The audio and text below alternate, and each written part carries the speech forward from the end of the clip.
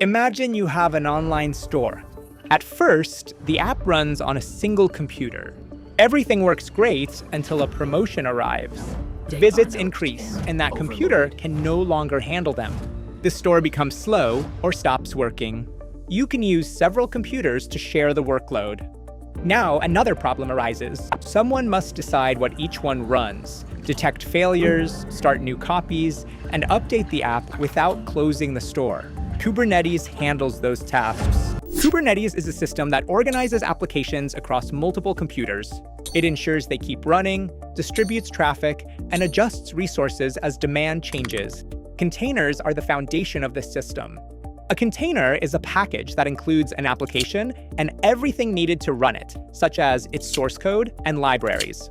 Because everything travels in the same package, the application works similarly on a developer's computer, a test server, and in production. Docker is a well-known tool for creating and running containers.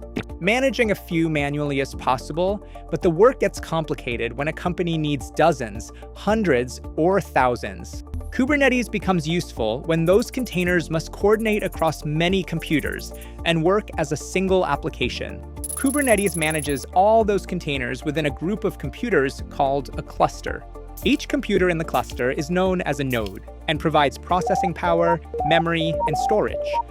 A part of Kubernetes called the control plane coordinates the cluster.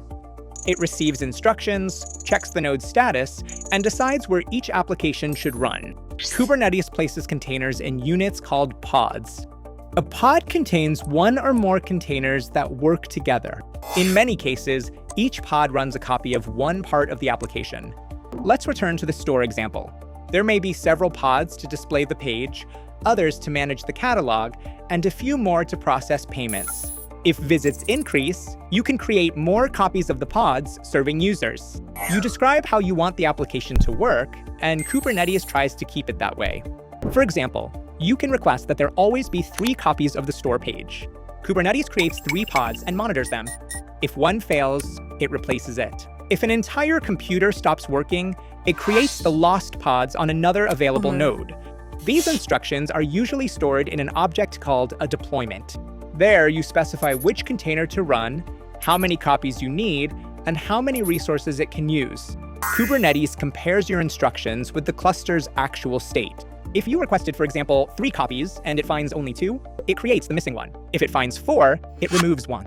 This review is repeated constantly.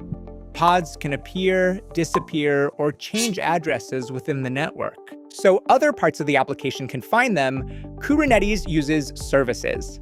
A service provides a stable address for accessing a group of pods and distributes requests among the available copies. Kubernetes can also increase or reduce the number of pods. You can do this manually or create automatic rules. If more requests arrive or processor usage rises, it starts new copies. When activity drops, it removes the ones no longer needed. This way, the store can use 4 copies on a normal day and 20 during a promotion.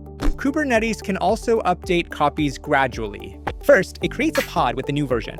Once it confirms that it works, it replaces the next one. Users continue accessing the available copies during the process. This way, the store stays available while changing versions. If the version develops problems, you can go back to the previous one. Pods are temporary and can be replaced at any time. When an application needs to retain information, Kubernetes can connect it to permanent storage.